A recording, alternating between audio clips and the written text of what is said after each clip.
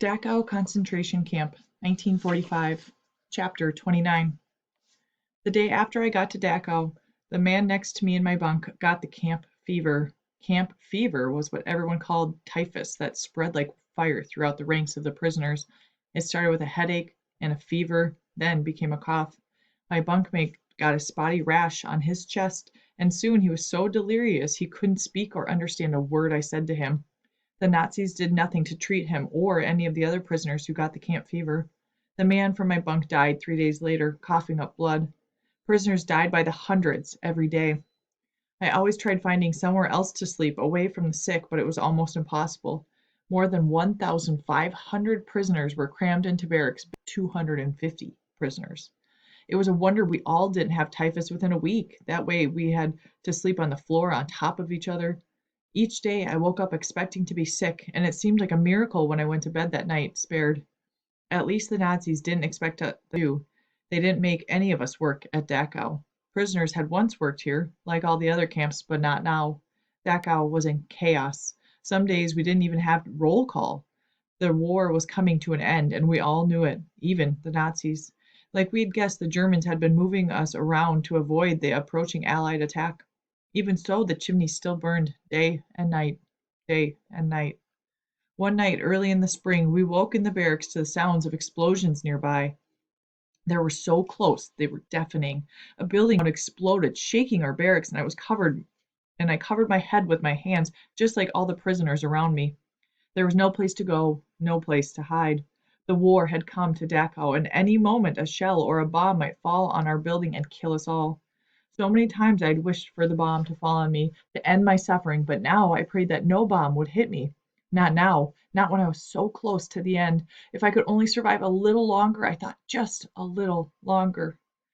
Planes roared overhead for hours. Bullets fired, pop, pop, pop, pop, pop, pop, pop. From inside or outside the camp, I didn't know. The heavy boom, boom, boom of artillery shook our wooden beds, and the dust and the dirt of 7 years rained down on us from the roof. I heard Nazis shouting to one another in German, more gunshots, more bombs exploding, but I kept my head down like the rest of the prisoners, whispering to death, pleading for it to pass me by yet again.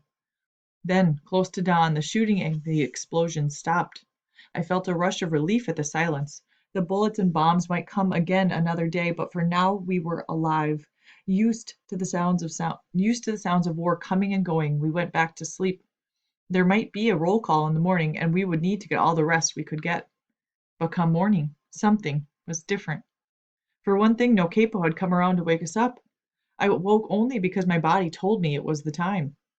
As everyone stirred in their sleeping shelves, we looked around at one another, wondering where our jailers were. One of the prisoners crept to the door and peeked outside. There aren't any guards, he told us. I don't see any guards. What trick was this? I didn't believe it. Slowly, we all climbed down from our shelves and looked out the windows and doors. The man was right.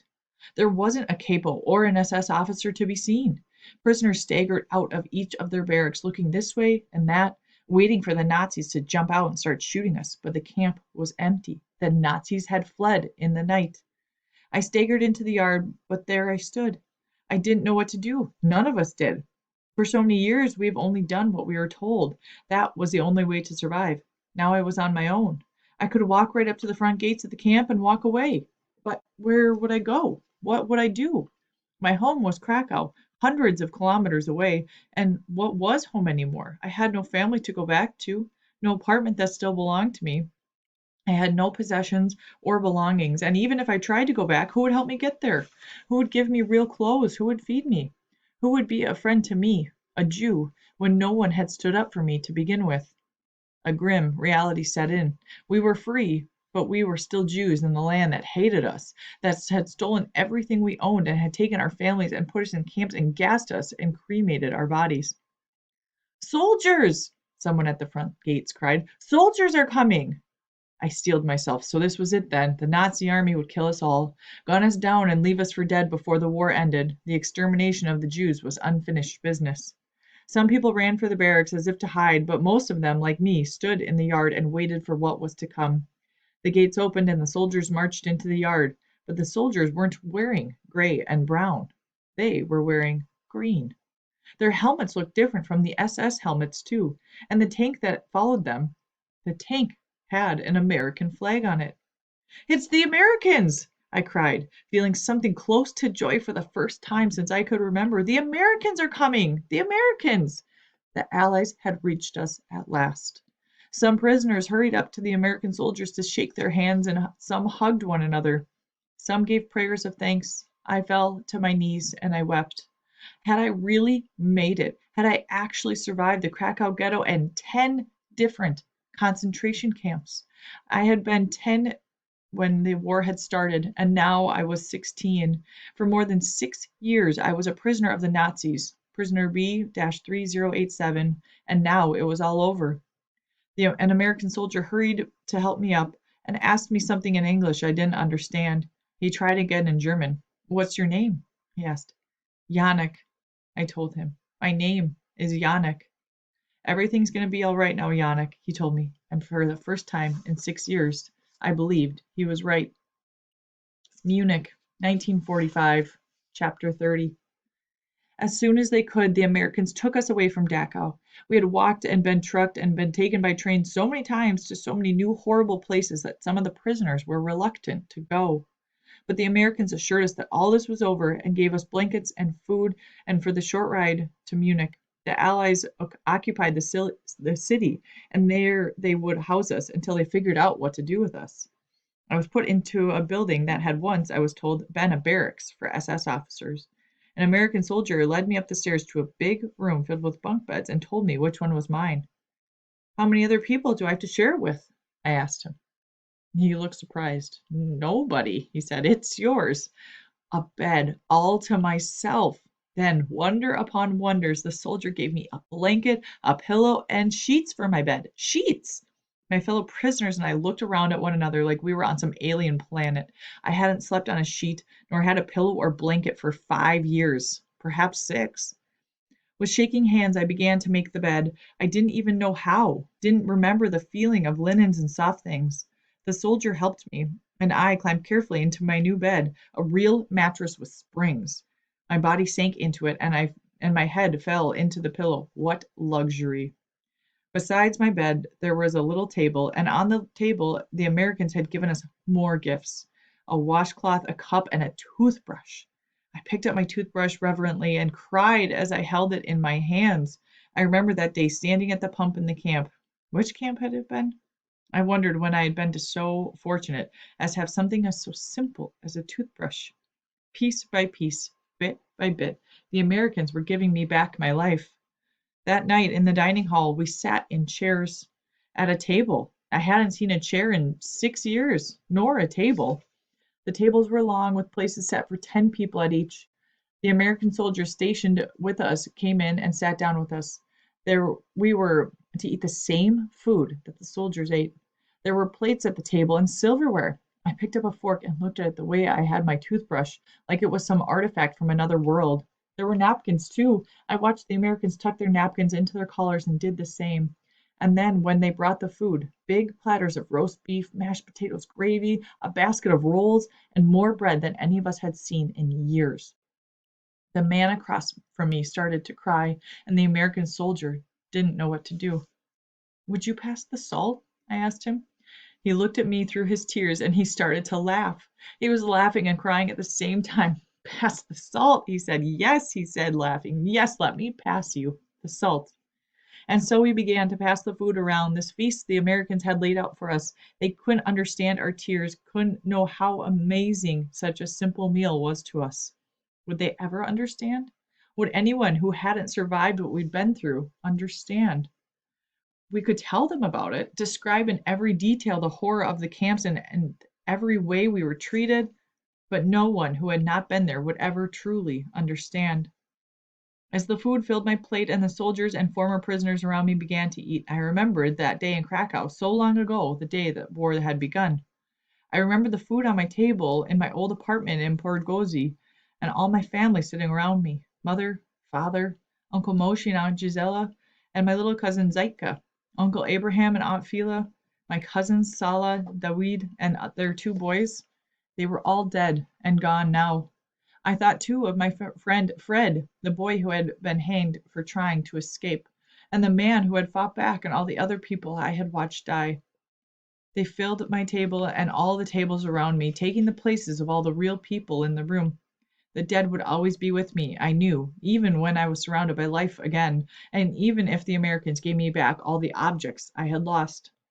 It would be the same for all the other prisoners, too, I knew. They smiled as they ate, but there was sadness in their eyes. Sadness for the people we had lost and we would never get back. But I was wrong about losing everyone. A few days later, I was out for a walk in Munich in my Munich neighborhood. I walked the streets whenever I could. I still wasn't used to the fact that I could walk as I pleased, that I wasn't gripped by thirst and by hunger every second. I was thinking about what the rest of my life would hold when I saw a familiar face. She passed by on the other side of the street, and for a moment I thought I had been mistaken. "Mrs. Immerglick?" I called. I dashed across the street to get a closer look. "Mrs. Immerglick!" The woman turned. It was Mrs. Immerglick, the mean old lady who lived across the hall from me in Krakow. She burst into tears when I told her who I was, and she hugged me so hard I couldn't breathe. "Oh, Yannick, Yannick, it's so good to see you," she said at last. "The last time I saw you, you were a boy. Now look at you, you are a grown man." I had grown, even in the camps. When I looked in the mirror these days, I didn't recognize the person staring back at me. "The last time I saw you," I told her, "you yelled at me for bouncing a ball in the hall." "Yes, yes, you and that ball." She gripped my shoulders tight as though